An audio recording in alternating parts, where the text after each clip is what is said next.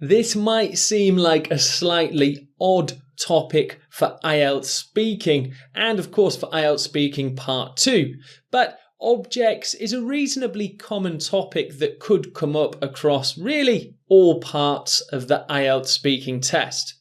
So we're going to look at 2 cue cards for objects. The first cue card will be more open and it will be about objects in general. The second cue card will be about a specific object and something that will be really useful to understand some vocabulary about. So let's take a look at the first cue card. Describe an object you own that is important to you. You should say what it is, when you got it, where you use it, and explain why it is important to you. So a very general open cue card about an important object. And I'm sure we can all think of something that we could discuss. So we're going to be saying what this object is, when we got it, where we use it most, and why is it important. Here is our model answer. I'm actually going to talk about my most cherished possession at home, and that's my laptop. I use it pretty much 24/7, so it was an easy choice to talk about it. My girlfriend says it's more like my baby, but she's just jealous. It's quite a high-end laptop in terms of specifications, so I really try to look after it as much as possible. It's a top-of-the-range Lenovo laptop that runs Windows.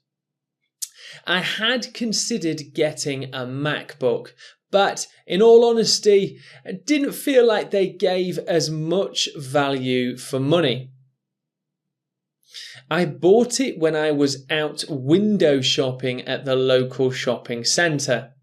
It was something of an impulse buy, as I hadn't really been desperately needing a new computer. It was on sale for the next 2 days, so I decided to take advantage of the situation and buy it there and then. I had a pretty tight budget for the next few weeks. As the computer is a laptop, it's easily transported around, so I can use it where I like. I often visit some coffee shops around the area I live and take the laptop with me. It's great for doing work on the fly. Let's hope it continues to serve me well for a few more years. So there you go, a really nicely rounded, well-detailed answer about an important object, which is a laptop. And there's also some language in here regarding shopping, because we were asked when and where did we get this object. Okay, let's take a look at some really focused language for this answer. So beginning with this expression, a most cherished possession. So to cherish means to really love something, and a possession is something you own. So the common collocation is a cherished possession.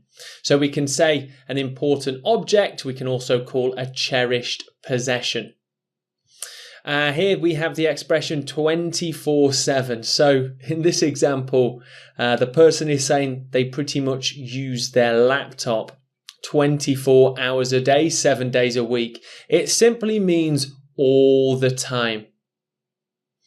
And here we have my girlfriend says it's more like my baby. So if you really like something you own, you can say, oh, it's my baby. It's like my baby. It's a bit of idiomatic language using a simile, like my baby. It is like my baby. We can describe things as being high end if they are considered to be more expensive and the best of its kind. And here, specification. So when talking about technology or objects from tech, we can say, what are its specifications? For example, what are the specifications of that phone? Here we have a common collocation, look after it. So if you look after it or look after someone, it means take care of them. And here another expression for high end or very expensive, top of the range. If something is top of the range, it really is the very best of its kind. For example, a top of the range car or laptop.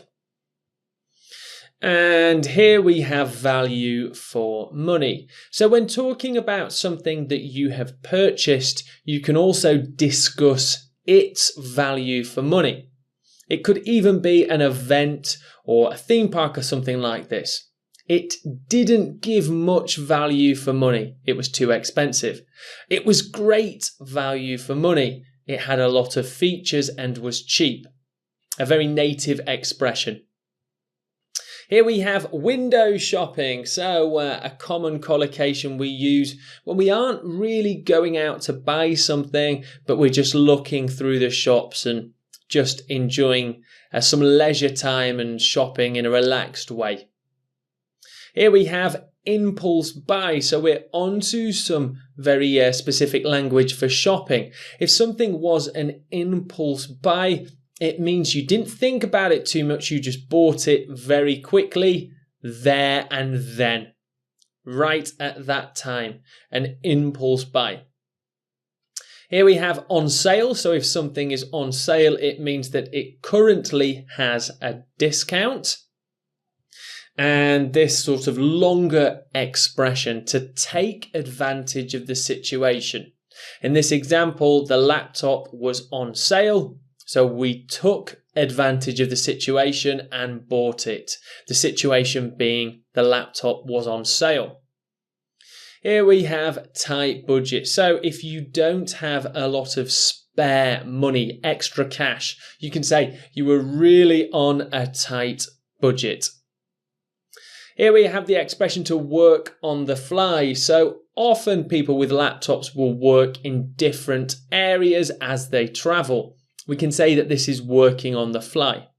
And finally, our last expression is serves me well. So if something serves me well, it means that it's really given a lot of value for money and it's really been a useful object. Okay, there's quite a lot of really interesting language in here that you should also try and use. Let's go on to the next cue card. Describe a piece of furniture in your home.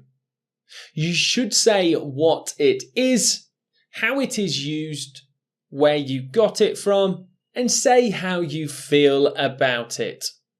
So, more specific, but still asking you about an object that you own. And here we are discussing a piece of furniture.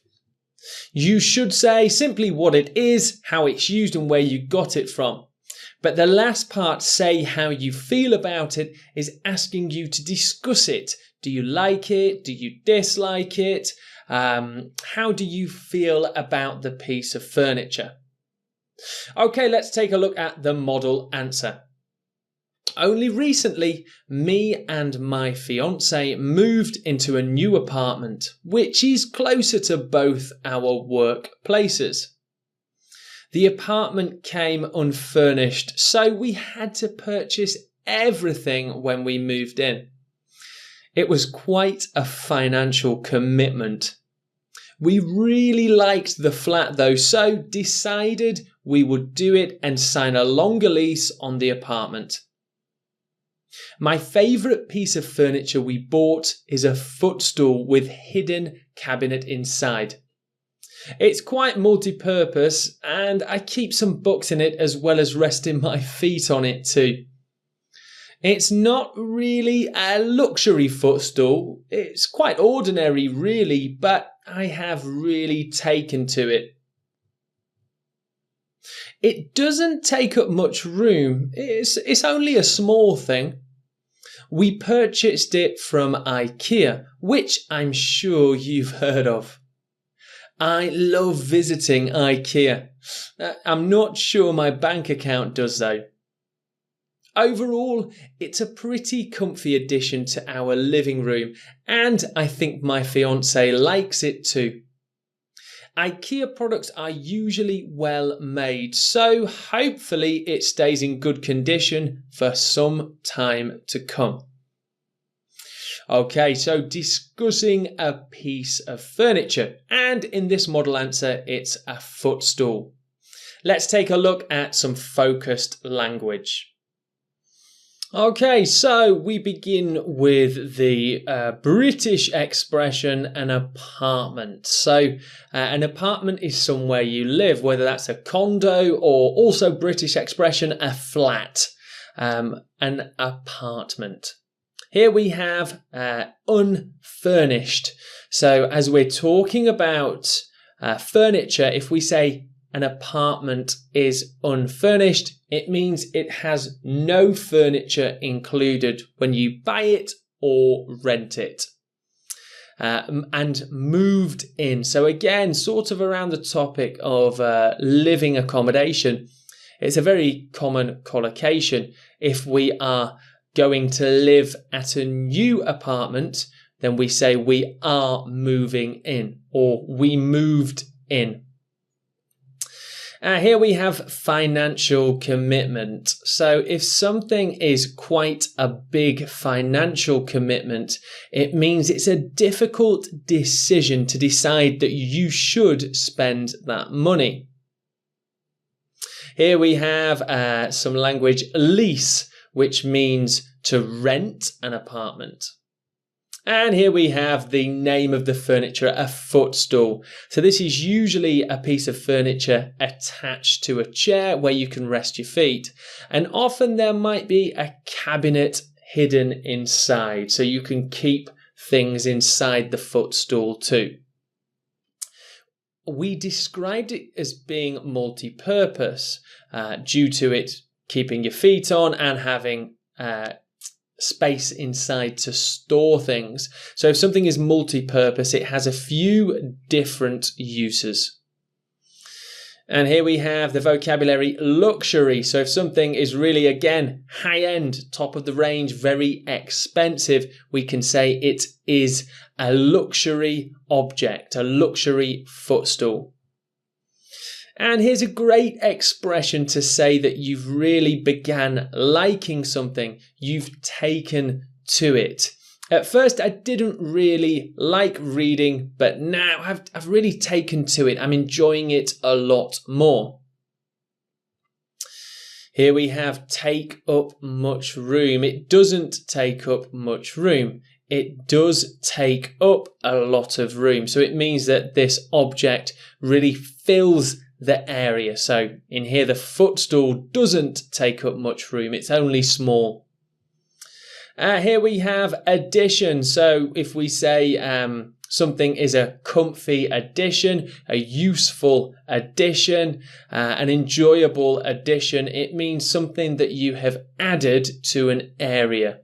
So in this example, the footstool's a pretty comfy addition to the living room. And finally, another collocation, well made. So IKEA, which is a shopping centre, a supermarket for furniture, they're usually well made.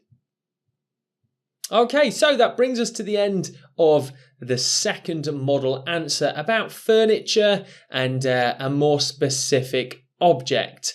Any questions, please do go to the Q&A and I will see you there.